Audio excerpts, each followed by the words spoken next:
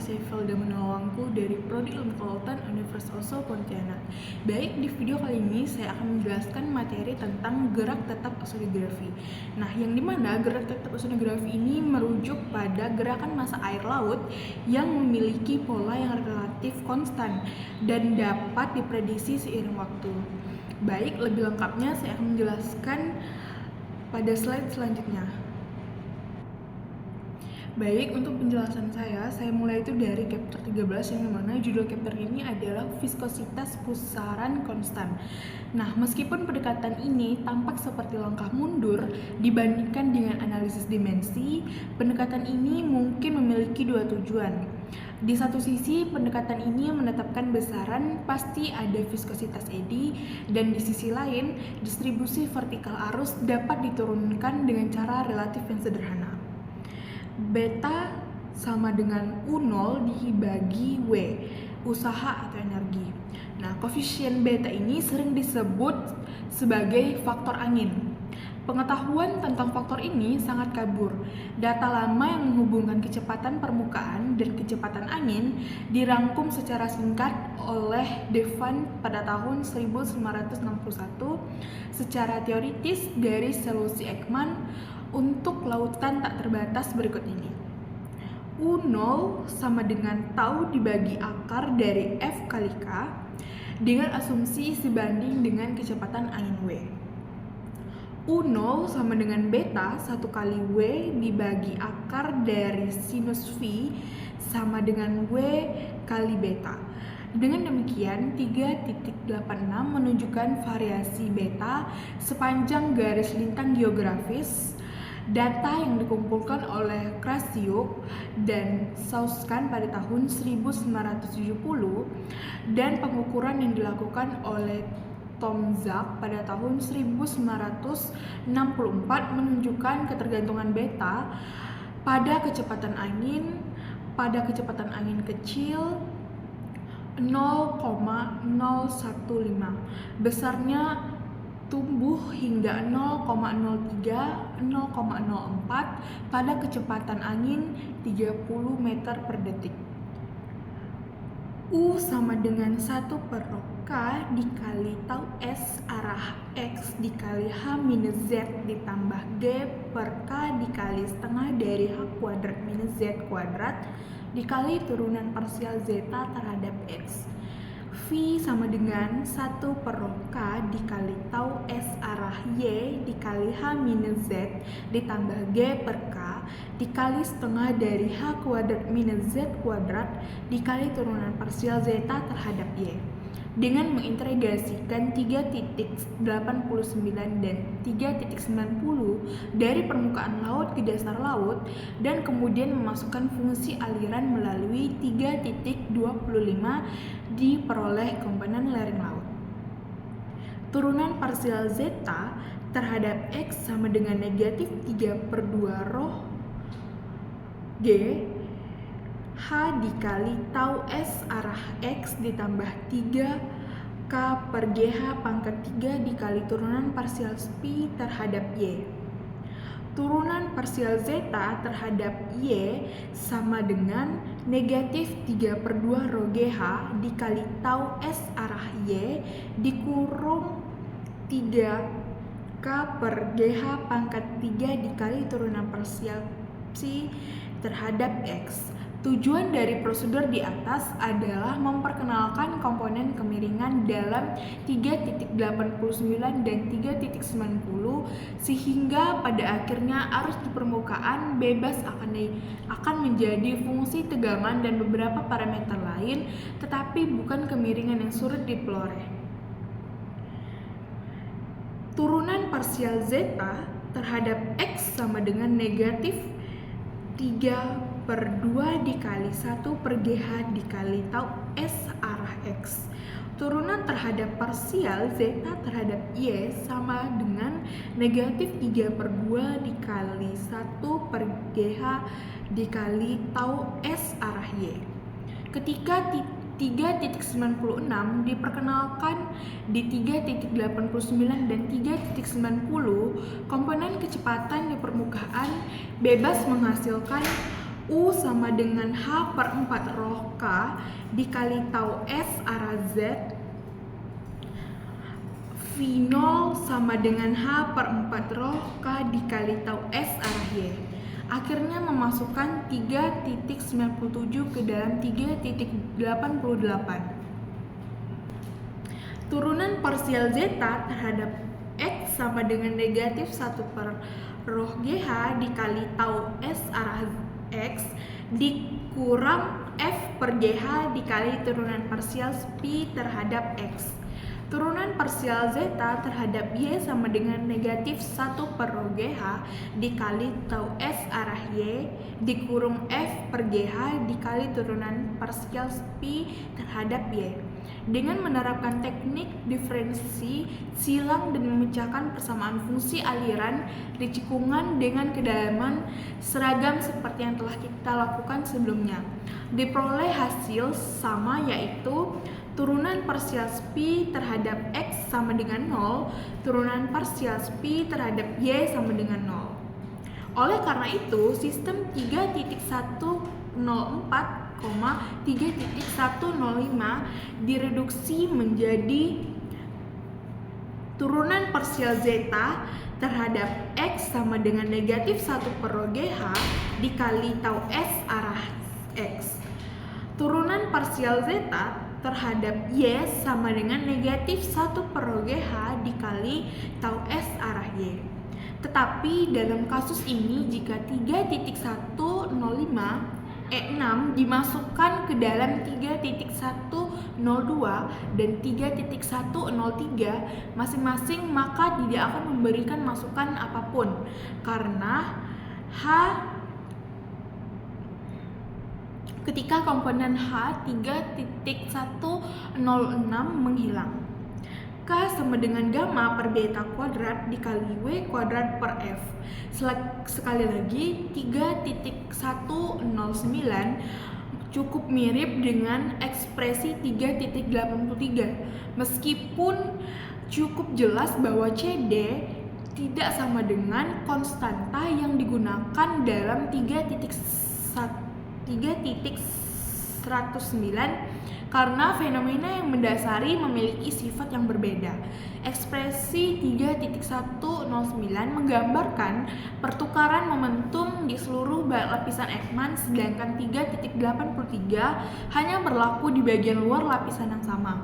Karena persamaan 3.100 berlaku di laut dangkal dan persamaan 3.109 berlaku di laut dalam, maka kedua persamaan tersebut dapat dibandingkan dan ditemukan persamaan Kowalik pada tahun 1969. Baik, kita lanjut ke chapter yang ke-14 yang dimana judul chapternya ini adalah metode statik berdasarkan persamaan energi turbulen B pangkat 2 dan panjang skala 1. Metode ini dikenal sebagai penutupan rangkaian persamaan gerak dan kontinuitas dengan hipotesis tambahan yang mengikuti teori statistik turbulensi Lauder dan Splending pada tahun 1972. Pertama-tama kita pertimbangkan persamaan untuk energi turbulen. Persamaan ini seperti banyak persamaan lainnya muncul dari persamaan transportasi umum untuk skala sebagai variabel dependen. Tujuannya adalah untuk memasukkan berbagai proses turbulen dalam persamaan sederhana dengan sejumlah parameter yang tidak diketahui yang selanjutnya dapat didefinisikan oleh hasil eksperimen. Dalam semua persamaan, isotropi biasanya diasumsi Wilbrand pada tahun 1974 dan kondisi aliran ditetapkan dalam jarak dekat dengan rezim kesetimbangan yang dicirikan oleh rentan inersia aliran turbulen.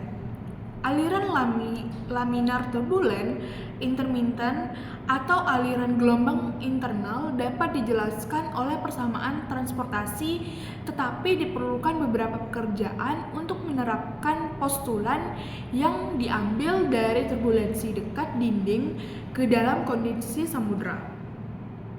Turunan Q terhadap waktu sama dengan produksi Q dikurangi disipasi Q ditambah difusi Q. Dari prinsip sederhana ini, persamaan disipasi energi diturunkan. Lihat misalnya Daly dan Harlow pada tahun 1970, Nakayama tahun 1970. Tujuan membangun persamaan dalam bentuk di atas bukanlah untuk mempelajari sesuatu tentang fitur turbulensi secara terperinci, tetapi untuk menemukan kemungkinan kontinuitas yang menjadi karakteristik aliran rata-rata, yaitu distribusi kecepatan dan tekanan. Ide di balik persamaan 3.111 adalah untuk menghubungkan sifat lokal turbulensi rata-rata dengan efek non-lokal seperti difusi dan adveksi hipotesis lokal yang cukup dalam menggambarkan gerak laminar yang menjadi dasar gagasan viskositas pusaran virtual tidak memadai untuk menggambarkan aliran turbulensi yang terdiri dari spektrum pusaran yang luas. 1 sama dengan negatif 2 dikali C dikali jumlah kuadrat turunan vertikal dari kecepatan U dan V dibagi dengan turunan vertikal dari jumlah kuadrat turunan vertikal U dan V jika sumbu X diarahkan sepanjang kecepatan permukaan ekspresi 3,113 mengambil bentuk yang disederhanakan. 1 sama dengan negatif C dikali turunan pertama kecepatan U terhadap Z dibagi turunan kedua kecepatan U terhadap Z kuadrat. Dengan mengabaikan istilah difusi dalam 3.112, skala panjang juga mudah dijelaskan oleh energi. 1 sama dengan negatif 2 kali C dikali B pangkat 4 dibagi K kuadrat dikali turunan terhadap Z dari B pangkat 4 dibagi K kuadrat. Meskipun rumus 3.114 menutup sistem persamaan dari sudut pandang numerik turunan kedua dalam penyebutan membuat hipotesis Karman tidak berguna. Meskipun demikian, secara analitis masih beberapa konsekuensi dapat dicari. Di sisi lain dapat derivasi 3.113 von Karman mengasumsikan aliran tetap dan efek viskos molekuler dapat diabaikan Kleene pada tahun 1965. Oleh karena itu, hanya dalam kondisi yang sangat ketat rumus 3.113 dapat diterapkan pada aliran yang tidak stabil atau berosilisasi. Untuk memenuhi persyaratan efek viskositas yang kecil, cukup dengan menangani bilangan Reynolds yang besar. Nah, selanjutnya kita lanjut ke chapter yang 13. Judul chapternya itu adalah Laut Dangkal Tak Terbatas Secara Horizontal. Dengan mengarahkan sumbu X sepanjang angin dan seperti pada H, laut dangkal persamaan gerak dengan viskositas eddy variabel direduksi menjadi turunan terhadap Z dari K dikali turunan U terhadap Z sama dengan turunan T terhadap Z dan semuanya sama dengan 0. Kondisi batas yang tepat ditetapkan oleh 3.118 persamaan energi akan kita gunakan dalam bentuk yang disederhanakan dengan menganggap proses difusi energi sebagai hal yang penting. Hal ini memungkinkan kita untuk memecahkan masalah secara analitis dan untuk menjelaskan cara memilih konstanta universal melalui distribusi kecepatan netral seperti yang dinyatakan 3.63 sebagai solusi 3.117 dengan kondisi batas. Negatif K dikali P dikali turunan U terhadap Z sama dengan PS. Dimasukkan ke dalam persamaan energi, koefisien K dikalikan kuadrat turunan U terhadap Z dikurangi epsilon sama dengan 0. Kecepatan U sama dengan 1 per X dikalikan akar dari TS per P dikalikan logaritma natural dari H dikurang Z per ZO, di mana ZO ini menunjukkan parameter kekasaran bahwa Untuk pembuangan kami masih memiliki kondisi batas empiris 3,88. Ini dapat digunakan untuk menemukan kekasaran bawah atau setidaknya untuk mengklarifikasi ZO mana yang harus digunakan untuk menempatkan nilai kecepatan yang tepat. Kuvarkov dan Helzabaum 1968 dengan demikian memasukkan 3,127 ke dalam 388 pada Z sama dengan 0. Kami memperoleh Z0 sama dengan H dikali eksponensial dari negatif W beta Zx dikali akar dari Ts per Pi sama dengan H dikali dari negatif beta X per Y. Pengaturan dalam 3.128 H sama dengan W cm, W sama dengan 10 meter per detik, dan tau sama dengan 2G per centimeter second persegi. Kekasaran bahwa menjadi sama dengan 1,75 cm. Kesimpulan utama dari formula yang diturunkan di atas adalah bahwa di laut dangkal, energi turbulen konstanta di seluruh kedalaman ini mengarah pada ketergantungan linear dari viskositas eddy dan panjang skala pada kedalaman dan distribusi kecepatan logarithmik. B pangkat 1 ditambah 1 dikurung B pangkat 1 dibagi T sama dengan K pangkat 1 dikali jumlah dari turunan parsial U terhadap Z kuadrat ditambah turunan parsial V terhadap Z kuadrat, semuanya dipangkatkan 1 dikurung pangkat 1 dikurung C0 kali C1 dikali B kuadrat per K pangkat 1 tambah turunan parsial terhadap Z dari K pangkat 1 dikali turunan parsial B pangkat 1 terhadap Z. Kesulitan muncul seperti yang kami nyatakan sebelumnya dalam integrasi numerik 3.114. Oleh karena itu, kami mengambil panjang skala turbulensi sebagai 1 sama dengan C1 dikali Z.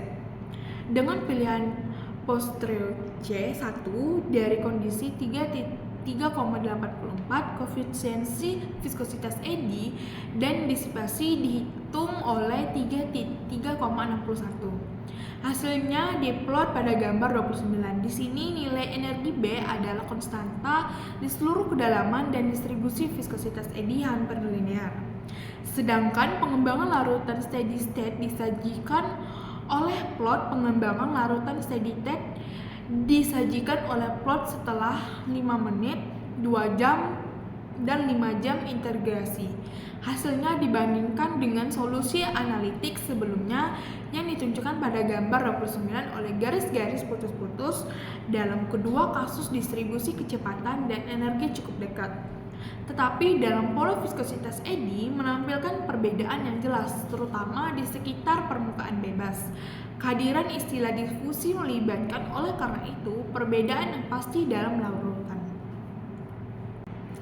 Baik, lanjut ke chapter 16 yang dimana judul chapternya ini adalah model 2 lapis. Dari pertimbangan di atas muncul gagasan 2 lapisan dengan berbagai hukum pertukaran momentum IA, lapisan permukaan dekat dan lapisan luar. Kami akan mengeksplorasi ide melalui serangkaian persamaan yang diperkenalkan pada paragraf sebelumnya. Seperti sebelumnya, sumbu X akan diarahkan bersama angin sehingga persamaan gerak dalam lapisan batas permukaan akan menyederhanakan 3,117 dan kondisi batas 3,118.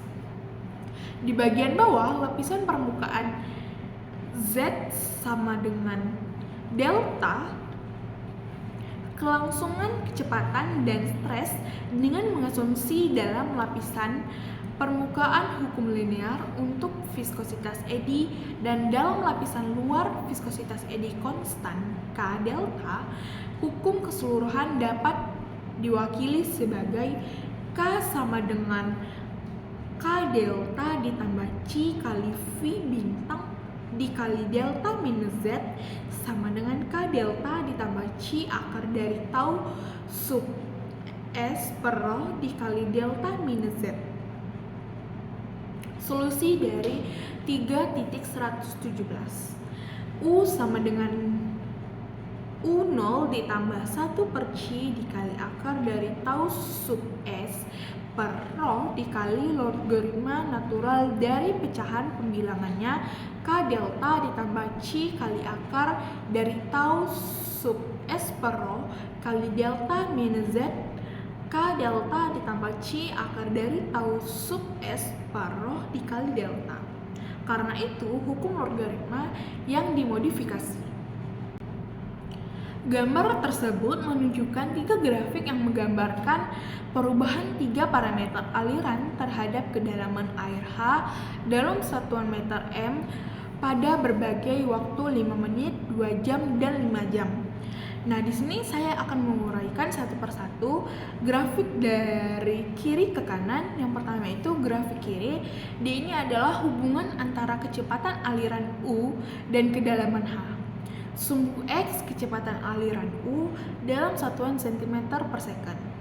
Sumbu Y kedalaman air H dalam meter. Terlihat bahwa untuk satu yang lebih lama 2 jam dan 5 jam, kecepatan aliran meningkat lebih signifikan dengan kedalaman dibandingkan dengan waktu 5 menit. Garis solid dan putus-putus menunjukkan pengaruh terhadap kecepatan semakin tinggi untuk kedalaman yang sama seiring waktu berjalan. Nah, untuk grafik yang tengah, ini adalah hubungan antara parameter dispersi longitudinal B dan kedalaman H. Untuk sumbu X, parameter B dalam cm per second menunjukkan efek pencampuran atau dispersi. Sumbu Y ke dalam H dalam meter. Nilai B bertambah dengan waktu dan meningkat drastis pada kedalaman yang lebih besar. Perbedaan antar waktu tampak kecil pada kedalaman dangkal tetapi menjadi signifikan pada kedalaman lebih besar. Untuk grafik yang kanan, ini adalah hubungan antara koefisien difusi turbulen K dan kedalaman H. Sumbu X koefisien difusi turbulen K dalam cm persegi per second. Sumbu Y kedalaman H dalam meter. Koefisien difusi meningkat secara linear dengan kedalaman. Semakin lama waktu 5 menit, 2 jam, 5 jam, semakin besar nilai difusi turbulennya. Ini menunjukkan bahwa proses turbulensi atau percampuran semakin intens seiring waktu. Baik, selanjutnya kita lanjut ke chapter yang ke-17, yang dimana judul chapter ini adalah metode statik berdasarkan persamaan energi dan disipasi. Kelemahan metode yang disajikan di atas terletak terutama dalam gagasan panjang skala. Oleh karena itu, dalam paragraf ini kita akan segera mengeksplorasi kemungkinan penutupan melalui persamaan disipasi turbulen ke serangkaian persamaan. Alih-alih panjang skala, persamaan disipasi disampaikan Jonas dan Lauder pada tahun 1972. Nah, untuk gambar tersebut menunjukkan profil vertikal viskositas eddy K sebagai fungsi kedalaman depth dalam meter. Sumbu horizontal atas menunjukkan nilai viskositas eddy dalam cm persegi per second, mulai dari 100 hingga 500. Sumbu vertikal kiri menunjukkan kedalaman dalam meter dari 0 hingga 60. Terdapat 2 profil yang digambarkan, satu dengan garis padat dan satu lagi dengan garis putus-putus.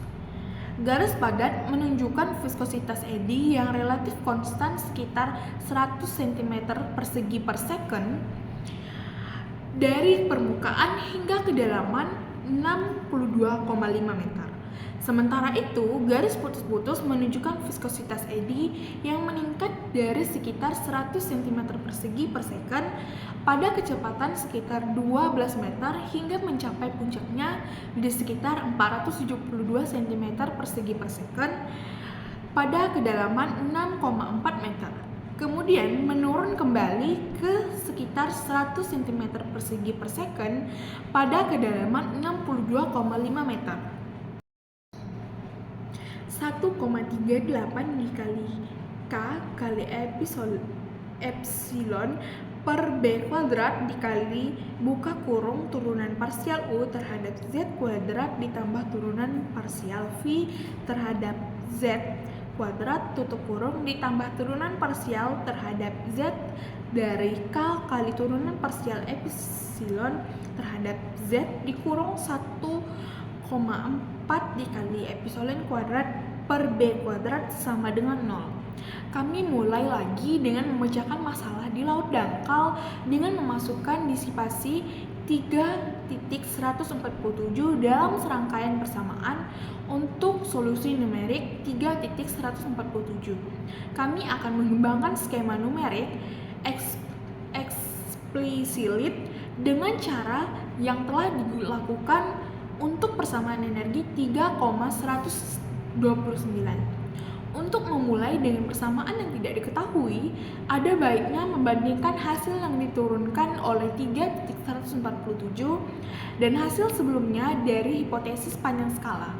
Masalah utama yang muncul adalah merumuskan seperangkat kondisi batas yang tepat untuk mematuhi 3,611 energi dan panjang harus ditentukan pada permukaan pembatas. Besarnya energi dapat diperkirakan oleh 3,65, tetapi mungkin seseorang memiliki masalah yang cukup sulit untuk menentukan panjang skala. Untuk menemukan setidaknya dalam keluarga solusi yang diberikan 3.147, seseorang yang terkait dengan hipotesis yang disebutkan di atas. Kami memperbaiki setiap percobaan numerik viskositas eddy pada permukaan bebas sebagai Ks sama dengan 211 cm per detik dan memungkinkan viskositas eddy di bagian bawah menjadi variabel. Solusi numerik untuk kecepatan, energi, viskositas eddy, dan disipasi disajikan pada gambar 31. Nah, gambar tersebut terdiri dari beberapa grafik yang menentukan hubungan antara parameter hidrodinamika pada kolom air terhadap kedalaman H dalam meter. Grafik pertama atau yang kiri ini menunjukkan hubungan kecepatan arus horizontal U dalam cm per second dengan kecepatan di mana U meningkat secara eksponensial dengan kedalaman, menunjukkan pola pertumbuhan non-linear. Grafik kedua menampilkan distribusi parameter lainnya yaitu kecepatan vertikal B dalam cm per second yang cenderung konstan atau meningkat sangat sedikit terhadap kedalaman. Grafik ketiga menunjukkan laju disipasi energi turbulen yang menurun drastis terhadap kedalamannya, mengindikasi bahwa energi turbulensi ini lebih besar di dekat permukaan. Grafik terakhir menampilkan eddy viskositas K dalam cm persegi per second yang meningkat terhadap kedalaman, menunjukkan bahwa pencampuran turbulen semakin besar di lapisan bawah. Secara keseluruhan, grafik-grafik ini menggambarkan distribusi vertikal parameter-parameter aliran turbulen yang penting dalam analisis dinamika fluida di laut atau perairan. Baik, selanjutnya kita lanjut ke chapter yang ke-18 yang dimana chapter ini adalah chapter yang terakhir. Nah, untuk judul chapternya ini adalah pengaruh stratifikasi kepadatan. Nah, akhirnya cara yang mungkin untuk memecahkan masalah viskositas eddy dalam fluida density harus segera disebutkan. Solusi umum dimungkinkan dengan serangkaian persamaan yang disajikan di atas termasuk efek dari kekuatan Archimedean. Pendekatan ini telah kami jelajahi. Nah, pendekatan parameter non dimensional yang dapat membantu memahami fisika, dikembangkan dengan baik dalam uraian dinamika permukaan dekat atmosfer. Teori persamaan yang terkait dengan nama Nonim dan Obuchov pada tahun 1954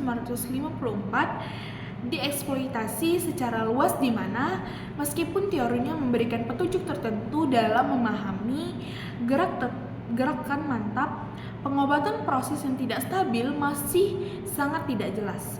Kita dapat mendefinisikan serangkaian parameter untuk menggambarkan gerakan di lapisan Ekman dari laut dan berlapis seperti yang telah dilakukan di sini. Kita dapat mengesampingkan V bintang, Z, O, dan F parameter ditambahan yang terkait dengan fluks kepadatan, Q sama dengan min PW, dan gaya Archimedean GP per P. Lihat persamaan 1,27. Dengan parameter ini kita dapat membangun 3 bilangan non-dimensi. V bintang per Fz 1/2 Vf bintang dikali Q roh Ausen per roh kuadrat, 20 per Z. Dengan lapisan permukaan dekat, jumlah parameter dapat dikurangi menjadi V bintang Z, ZO, G, P per P, dan Q. Dengan demikian alirannya diatur oleh Z0 per Z, Z per L, sub M dikurang O. Di sini L, M dikurang O menunjukkan panjang Nonim Obuchov. L sub M dikurang 0 sama dengan V bintang pangkat 3 dibagi G kali rho aksen per rho dikali Q per rho. Jika pengaruh kekasaran adalah kepentingan sekunder, aliran ini diatur secara eksklusif oleh Z per LM dikurang